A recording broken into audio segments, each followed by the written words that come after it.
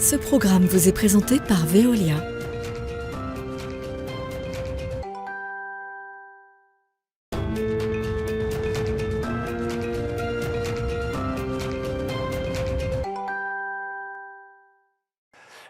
Bonjour à toutes et à tous, heureux de vous retrouver pour ce hors-série de Smart Impact consacré au baromètre de la transformation écologique réalisé par Veolia et Elab, une vaste étude internationale lancée dans la perspective de la COP27 en Égypte. Elle révèle que 71% des personnes interrogées se sentent vulnérables face au changement climatique et que 6 humains sur 10 accepteraient aussi de faire des efforts pour le limiter. Avant de découvrir en détail les résultats de cette étude, c'est un retour d'expérience sur les COP que je vous propose, celui de Titouan Rio, vice-président de l'Association des jeunes ambassadeurs pour le climat. C'est parti.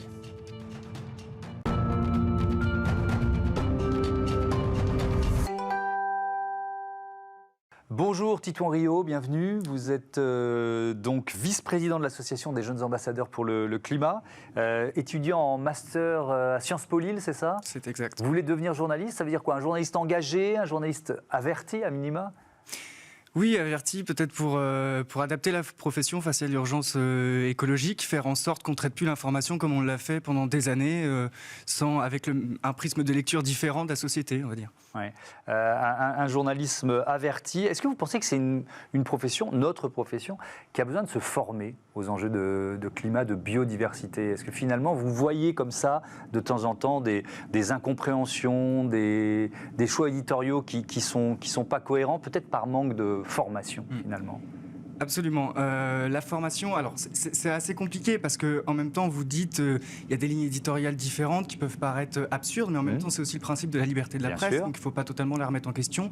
En revanche, je pense qu'il y a une sélection des sujets à faire, une façon de les présenter qui garantissent qui évite les défauts d'interprétation. C'est assez important aujourd'hui si on veut tous à peu près aller dans le même sens pour que nos actions soient efficaces. Alors avec vous, on va parler de ces COP, Conference of Parties. À quoi servent ces grands rendez-vous planétaires? On se pose encore la question, ce qui n'est pas très bon signe. Oui, alors en même temps, c'est compréhensible si on se pose toujours la question, parce que c'est pas l'avis de vous et moi, ça concerne les États, et nous on réfléchit souvent avec nous-mêmes, avec notre condition d'individu, et là ce sont des États qui interagissent. Pourquoi ils sont regroupés à la COP climat? Eh bien tout simplement pour atténuer l'effet du réchauffement climatique, pour s'adapter à ce réchauffement et pour gérer les pertes et préjudices liés à ce réchauffement. Qu'est-ce qui permet d'avancer? La concentration de tous ces acteurs? Évidemment, il y a les États, les grandes entreprises, il y a des associations, il y a des lobbies. Le fait que tout le monde soit au même endroit en même temps, c'est ça qui permet d'avancer, d'aller plus vite? Je pense que se rencontrer, se parler, c'est toujours mieux que agir dans son coin. Vous savez, on parle souvent de systémique, de relier les différents aspects de la société face à ces problématiques. Donc c'est important, je pense, que tous les acteurs soient regroupés. Attention, après, à quelle proportion on leur donne la parole, en fait. C'est-à-dire, est-ce que c'est vraiment efficace d'avoir des lobbyistes qui sont très actifs dans une COP? Je pense qu'il faut les écouter, mais quantifier leur degré d'intervention. Alors, on va prendre deux exemples. D'abord, l'exemple de la COP 26 qui était à Glasgow. Vous y étiez. Si on est précis, quels dossiers ont avancé lors de cette COP 26? On reste encore, comme depuis une vingtaine d'années, sur les questions d'atténuation, donc c'est-à-dire de limiter les actions, l'effet du réchauffement climatique. Donc là, ça aboutit au pacte de Glasgow, qui est effectivement de rehausser les National Determined Commitment, donc les engagements des États sur les émissions de gaz à effet de serre, et aussi arrêter les subventions et les financements aux énergies fossiles. Ça, c'était un grand pas qui a été franchi l'année dernière. Il y a aussi l'engagement à mieux financer les risques climatiques. On en a encore parlé là à cette COP27 en Égypte. C'est quoi? C'est une question de solidarité entre le Nord et le Sud. Qu'est-ce qui s'est passé à Glasgow sur ces questions-là? Est-ce que ça a avancé? Alors en fait, les pertes et préjudices, c'est assez nouveau dans les médias, mais c'est quelque chose qui existe depuis longtemps. Peut-être qu'on n'en parle pas parce que justement, c'est difficile de se mettre d'accord. En fait, c'est vraiment gérer ce qu'on appellerait en économie les externalités négatives. Et on va parler notamment de justice, en fait, puisque les pays occidentaux Occidentaux, les pays de l'Est, ont une responsabilité vis-à-vis de la situation climatique, biodiversité et autres. Et nous, il y a justement cette partie-là à mettre en œuvre, c'est-à-dire financer les dégâts qui sont causés par nous dans d'autres pays. D'autant plus que les pays en développement et les pays les moins avancés sont les plus impactés par les conséquences. Mais les engagements pris par les États les plus riches n'ont pas exactement été tenus. Non, absolument. Il y avait l'aide de 200 milliards, par exemple, pour l'adaptation et qui reste à 80. L'Europe, d'ailleurs, est une des plus grosses organisations qui finance, avec 23 milliards, je crois, et on attend toujours les États-Unis. Mais il faut dire que la France, sur les pertes et préjudices, notamment, c'est ce pays-là en particulier qui freine aussi. La France ne souhaite pas mettre un mécanisme de financement des pertes et préjudices par peur du bourbier économique. Alors, on parle des COP parce qu'on va développer, juste après, dans la seconde partie de cette émission, on va détailler les résultats de ce baromètre de la transformation écologique réalisé par Veolia et Elab, et cette question de l'acceptabilité de la transformation par les citoyens du monde, elle est évidemment très importante. Moi, ce que je retiens aussi dans ces COP, c'est aussi symboliquement, quoi. C'est le monde qui se réunit pour tenter d'avancer et de trouver des solutions sur la lutte contre le réchauffement climatique. Et puis il y a aussi les COP biodiversité dont on parle encore moins, et c'est dommage parce qu'elles sont également importantes. Je reste sur ce qui s'est passé à Glasgow. Par exemple, la finalisation, alors c'est un peu technique, mais de l'article 6 de l'accord de Paris, on parle d'achat ou d'échange de crédits carbone. Qu'est-ce qui s'est passé? Vous y étiez à Glasgow, et pourquoi, d'après vous, ça a été un moment relativement important? Ça a été important parce que l'accord de Paris, il a été signé en 2015 et sa mise en œuvre, elle est encore en discussion, notamment sur l'article 6, le marché carbone. Pourquoi ça bloque? Parce qu'on touche directement au financement, et puis parce qu'il y avait aussi pardonnez-moi l'expression, mais quelques magouilles, c'est-à-dire que les doubles quotas, c'est-à-dire qu'on s'accaparait certains quotas pour mieux paraître à l'étranger sur la scène politique. Donc il y avait des discussions un petit peu pour mettre tout le monde d'accord, et forcément c'était un point de blocage parce que 190 pays autour d'une table avec des réalités tellement vastes, c'est beaucoup plus différent que de simples individus. Vous n'êtes pas allé à la COP27 à Sharm el-Sheikh, pourquoi? Les prix étaient trop chers, j'ai lu ça, que les prix étaient exorbitants et que pour certaines associations c'était presque rédhibitoire. Alors oui, il y avait cette dimension-là, quand bien même une personne, ça nous aurait suffi, parce qu'on a le programme des jeunes délégués qui eux sont financés en partie par le ministère. Mais pourquoi? C'est surtout d'un point de vue éthique. Voilà, on sait que la dimension des droits de l'homme n'est pas forcément très respectée en Égypte. D'ailleurs, il n'y a pas beaucoup de manifestations, contrairement à Glasgow.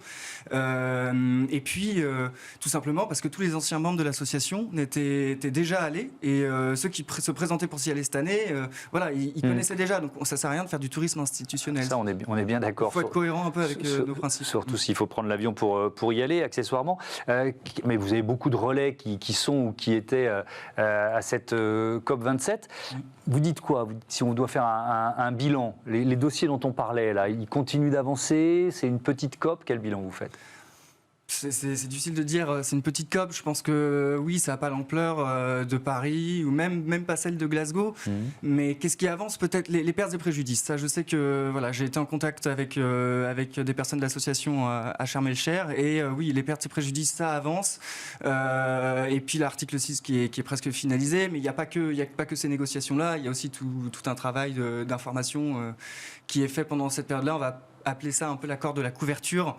Ça veut dire quoi, ça, l'accord de la couverture? Alors, d'après mes informations, c'est vraiment positionner de manière définitive les pays sur des engagements de réduction des émissions d'effet de serre. On est toujours sur de l'atténuation, et puis aussi sur les financements de l'adaptation, atteindre les 100 milliards donnés aux pays en développement et moins avancés. Voilà, donc ça reste toujours, en fait, ça met du temps, encore une fois, parce que chacun a ses réalités et elles sont nombreuses pour chaque pays. Je voudrais vous entendre aussi sur la mobilisation des activistes du climat. Il y a ceux qui interviennent dans les musées, notamment, j'ai commencé avec ça, des actions contre des œuvres d'art qui nous questionnent d'ailleurs, nous aussi, médias. Et c'est pour ça que je vous pose la question, futurs journalistes, parce qu'on a presque plus parlé de ces actes-là que des rapports du GIEC. Oui. Et ça, c'est une vraie question sur le traitement médiatique de ce sujet. Mais est-ce qu'il faut ce type de coup d'éclat pour arriver à faire parler du climat et de la biodiversité? La réponse à chaud, je sais pas. Ce qui est sûr, c'est que avec du recul, ce qu'on retiendra, c'est que il fallait mettre de la soupe sur un tableau, Sur un Van Gogh. Pour interpeller sur les questions environnementales. Donc ça nous fait réfléchir quand même sur comment interpeller les médias et puis comment les médias choisissent de traiter leur sujet. Donc je sais pas s'il faut passer par là. Mais ce qui est sûr, c'est que ça remet en question un certain modèle. Même les associations, on pense à Greenpeace qui réagissaient justement à ça, on leur posait la question, est-ce que vous n'êtes pas passé à côté de quelque chose, quoi, en fait? Et je pense que c'est aussi une réaction désespérée. Et je crois que malheureusement, ça a porté ses fruits. Moi, je suis vraiment très sensible à la culture, c'est un crève-cœur, mais je suis vraiment partagé. C'est-à-dire que je ne peux pas supporter de voir des œuvres dégradées, parce que le patrimoine de l'humanité, il est extraordinaire. Mais en même temps, face à l'urgence, je ne peux pas non complètement le condamner. Ça veut dire que vous pouvez comprendre la radicalisation, c'est générationnel aussi, de certains activistes. On a vu, alors là c'est encore autre chose, c'est un cran de violence, notamment contre les forces de l'ordre à Sainte-Soline sur le creusement de cette méga bassine.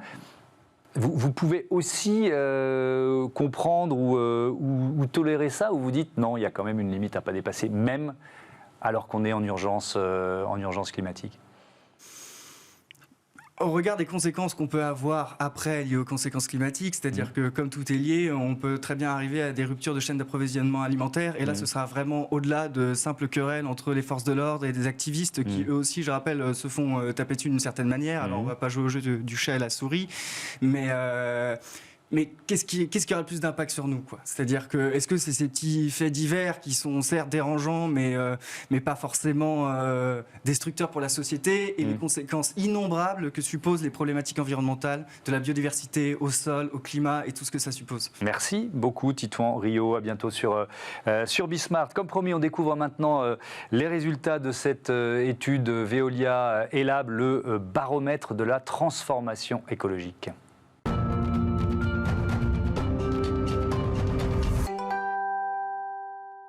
Et pour découvrir donc ce baromètre de la transformation écologique, j'accueille Laurent Obadia. Bonjour, bienvenue. Vous êtes directeur général adjoint en charge des parties prenantes et de la communication de Veolia. À vos côtés, Laurence Bedeau. Bonjour, bienvenue. Vous êtes associé chez Elab. Laurent Obadia, je commence avec vous. Pourquoi? C'est la première question. Pourquoi avez-vous souhaité réaliser ce baromètre de la transformation écologique? Bonjour Thomas, merci de nous recevoir pour présenter cette étude. Alors pourquoi ce baromètre? On parle sans cesse d'accélération nécessaire en la matière. Et comment accélérer sans même sonder l'opinion? En 1992, une conférence historique sur le climat prenait place à Rio de Janeiro. Et c'est de cette conférence historique que sont nées les COP. Ouais. Nous en sommes à la 27e, COP après COP. Les États se rencontrent afin d'essayer d'harmoniser et de mettre en place une politique pour lutter face au réchauffement climatique. Mais il est bien difficile de faire la démonstration de la pertinence parfois de ces COP. Elles sont challengées, elles sont critiquées. Moi, je pense qu'elles sont nécessaires, mais on ne peut pas s'arrêter à ces COP. Et alors dites-vous qu'il est encore plus difficile pour les citoyens dans leur territoire de voir concrètement ce que cela change. Une entreprise comme Veolia bénéficie d'un modèle assez unique. Nous sommes présents dans 44 pays, nous employons 220 000 personnes que nous appelons des ressourceurs. Et ces 220 000 personnes, ce sont des bras armés de la transformation écologique partout où ils sont positionnés dans les territoires. Aujourd'hui, il ne suffit pas de disposer de solutions, ou quand bien même d'en inventer d'autres. Il faut pouvoir les déployer à grande échelle pour accélérer. Et ça, Veolia est en capacité de le faire. Alors, je vais vous prendre un exemple. On parle beaucoup de la qualité de l'air. Et les populations prennent de plus en plus conscience, c'est un enjeu de santé publique. Bien sûr, majeur. Majeur, que c'est là un sujet difficile.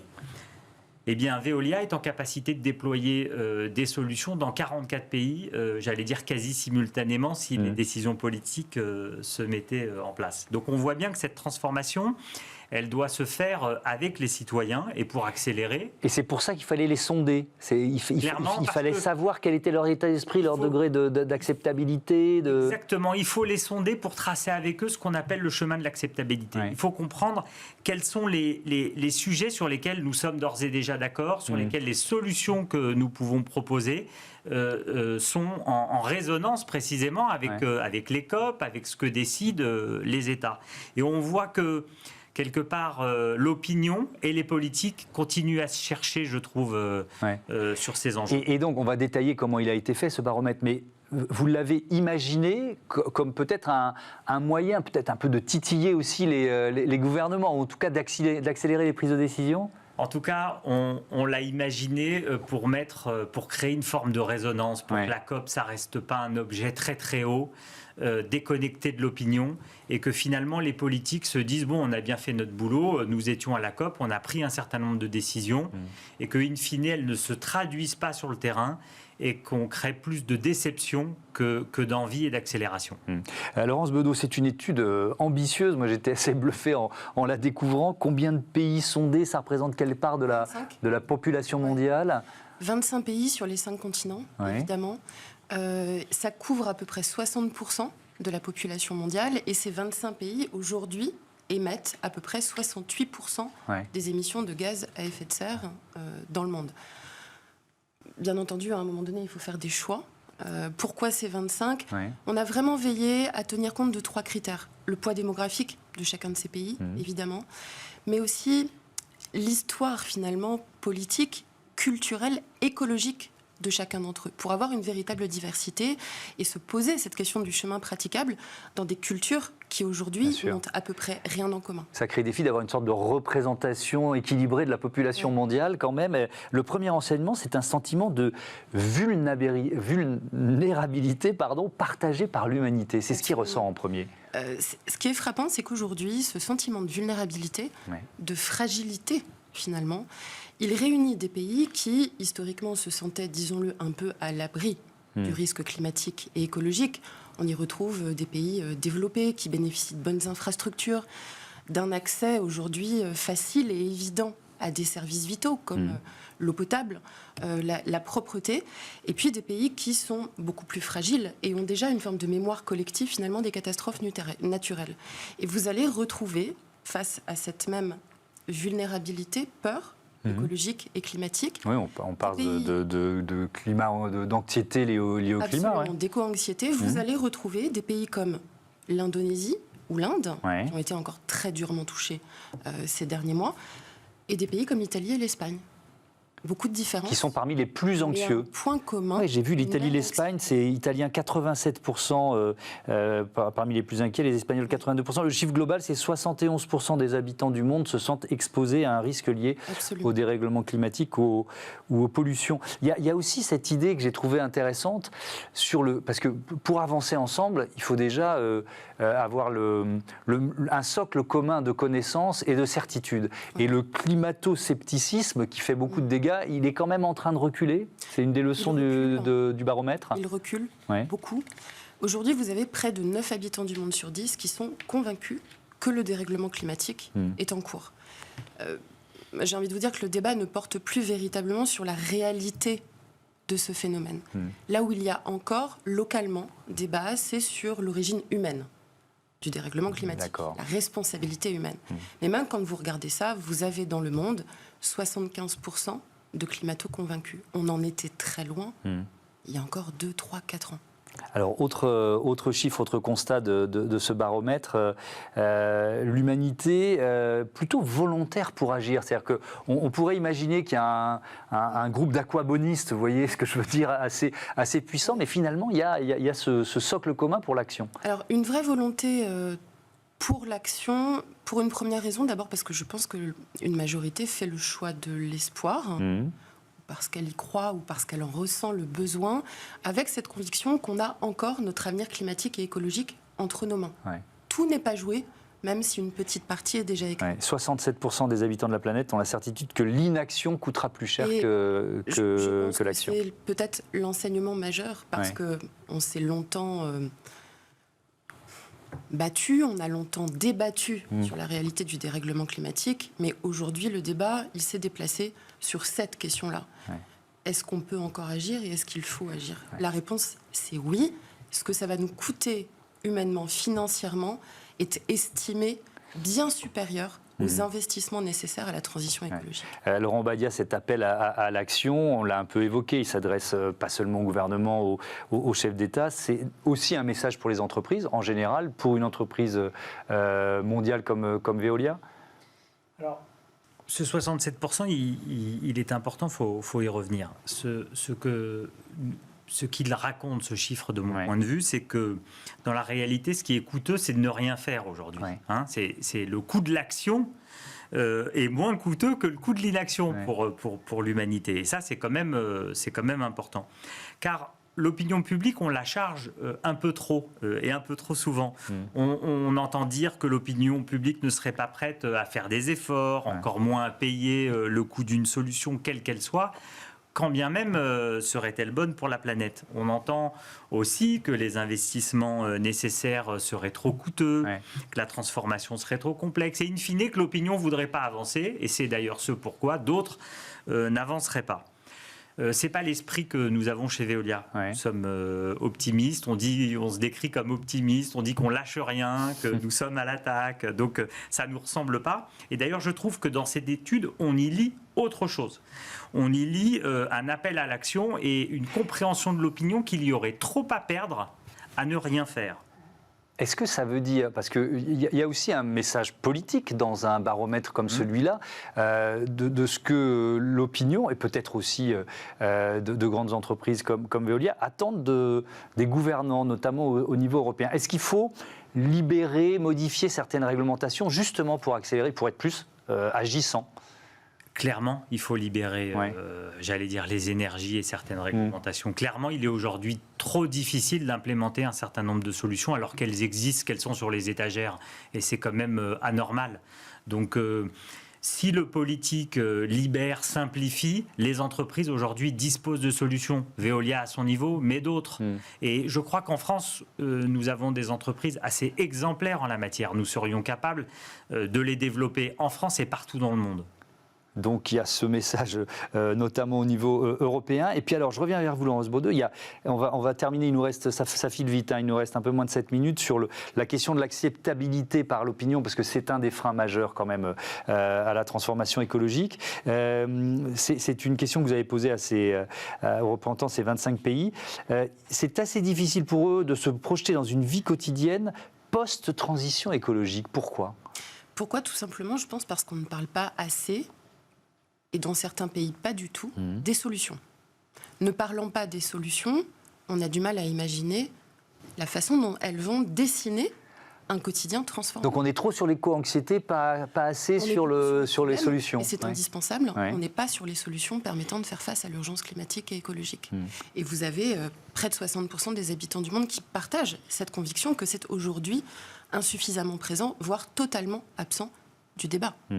Ça veut dire qu'il faut inventer le récit de ce monde durable, il faut pouvoir se projeter dans l'avenir, Laurent Obadia ? D'abord, le manque de projection, c'est un enjeu majeur. Si on n'est pas capable de décrire, de faire partager, de donner l'envie de vivre dans ce monde de demain, dans ce monde transformé, on a pour résultat une éco-anxiété grandissante qui manque. Moi, j'ai le sentiment que l'anxiété, c'est rarement le meilleur ami de l'action. Donc, il faut promouvoir une écologie des solutions, une écologie en action et bâtir. Et ça, c'est plutôt le rôle du politique, bâtir un récit global pour décrire un monde enviable, désirable, dans lequel les populations ont l'envie de se projeter. Et charge aux entreprises de démontrer qu'elles disposent de solutions opérationnelles, efficaces maintenant. Et je crois que si on combine le politique et le savoir-faire des entreprises, nous avancerons, nous irons. Oui, sur cette question de l'acceptabilité des changements, qui est vraiment majeure, j'y reviens. 6 habitants du monde sur 10 prêts à accepter la plupart des changements qu'impliqueraient les solutions écologiques. Laurence Baudeux, c'est un oui, mais sous condition quand même, il faut l'expliquer ça. C'est un oui, mais sous condition. D'abord parce que beaucoup des solutions, parce qu'on en parle peu, sont aujourd'hui méconnues. Quand on les présente nécessairement, elles vont générer des questions. à minima. Et certaines, il faut l'assumer, des inquiétudes. Quand on parle par exemple de bioconversion qui impliquerait demain de manger de la viande ou du poisson nourri à partir de larves de mouche, on se pose des questions. Et on a besoin de garanties sanitaires. C'est vrai sur la réutilisation des eaux usées, notamment pour l'eau de boisson. Donc la plupart des habitants du monde sont prêts, mais ils identifient des conditions et des besoins qui sont exigeants pour aller plus loin et pour être plus nombreux à se rallier à ces évolutions. La première d'entre elles, c'est la question de la santé. Ouais. Avoir des garanties sur le fait que ces solutions, qui impliquent de changer des habitudes, parfois même de renoncer à des croyances, elles ne présentent aucun risque pour la santé, voire qu'elles vont contribuer à l'améliorer, puisque la santé est un sujet clé de cette transition écologique. Il y a la question de l'utilité aussi. Est-ce que c'est vraiment utile de faire ces changements ? Utile et durable. Ouais. La plupart des solutions écologiques que l'on a pu tester présentent également des bénéfices en termes de sécurité alimentaire ou d'autonomie énergétique. La plupart des individus se posent cette question finalement très simple de dire mais si je change mes habitudes, mes réflexes, même mes convictions, est-ce que c'est une solution durable pour lutter contre les pollutions, réduire les émissions de gaz à effet de serre? Est-ce qu'on ne va pas nous demander demain de changer à nouveau? Donc cette utilité démontrée et durable, c'est véritablement la deuxième condition. Oui, alors je redonne un chiffre parce que c'est peut-être celui qu'on a le plus vu, c'est celui sur la vitesse sur autoroute parce que ça concerne les Français. C'est anecdotique, mais pas que, parce que il y a un vrai impact. Près de 7 Français sur 10 qui se disent prêts à rouler à 110 km/h au lieu de 130 sur autoroute. Je faisais un trajet sur autoroute ce week-end, j'ai oublié de le faire. Mais bon, parce que je m'étais dit, tiens, je vais tester moi aussi. Il y a cette notion, je reste avec vous encore un instant, de répartition équitable des efforts. Ça, c'est quelque chose qui revient aussi. On veut bien faire des efforts, mais on ne veut pas être les seuls. C'est la question de la justice sociale et peut-être aussi de l'efficacité. C'est-à-dire que l'adoption majoritaire de la pratique, elle est gage d'efficacité, mais c'est aussi cette ensuite de répartition équitable des coûts. C'est très présent en Europe, mais vous retrouvez cette exigence d'efforts partagés, communs, et d'un projet de société commun dans la plupart des pays du monde. Laurent Obadia, on va conclure avec vous. Vous parlez de ce chemin de l'acceptabilité, toujours sur ce thème de l'acceptabilité. Ça veut dire, enfin on voit bien ce que ça veut dire, mais comment le rendre le plus agréable, ce chemin, et surtout le plus efficace pour arriver au but? Mais d'abord, il faut que... de manière certaine que le discours des politiques et les solutions que les entreprises sont capables de mettre en place soient en résonance avec les attentes de l'opinion. Il faut qu'on avance ensemble, on ne peut pas avancer de manière totalement désordonnée, sinon on n'y arrivera pas. Il faut que les entreprises, elles prouvent l'efficacité et la sécurité de leurs solutions. Ouais. Laurence, vous parlez de la santé, c'est un levier, j'allais dire, fort. Si on prend... comme elle le mentionnait à l'instant, les eaux de boisson au sens... pardon, je cherche mes mots. Les eaux usées ? Les eaux usées, mais ça, c'est un thème passionnant, les eaux usées. Un sondé sur deux vous dit sans aucune condition, je suis prêt à boire une eau de boisson recyclée et traitée. Oui. C'est majeur. Eh bien, dites-vous que si demain, on faisait un peu plus la pédagogie de ces solutions, au sens bonne pour la santé, donc en qualité, un goût préservé, parce que c'est une attente des populations. Elles vous disent, moi je veux prendre plaisir quand je bois de l'eau du robinet. Nous serions plus à 1 sur 2. Et peut-être qu'un jour, toute l'humanité boira une eau recyclée et traitée. Alors que l'eau potable, on l'utilise pour certains usages. Vous faites bien de le dire.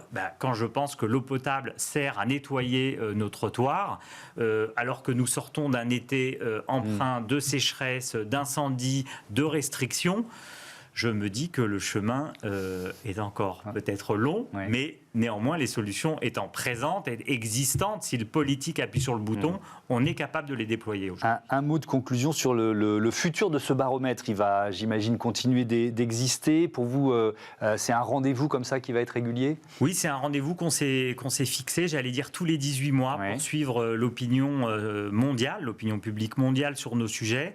Et comme je vous le disais, on pense qu'on ne peut pas juste proposer et inventer des solutions qui ne rentrent pas en résonance avec les attentes de l'opinion. Il faut bien qu'à un moment donné, tout ce petit monde se rencontre afin de créer l'accélération.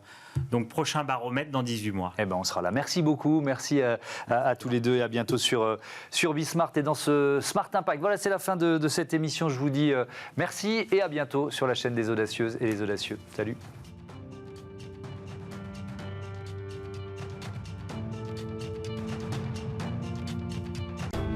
Ce programme vous a été présenté par Veolia.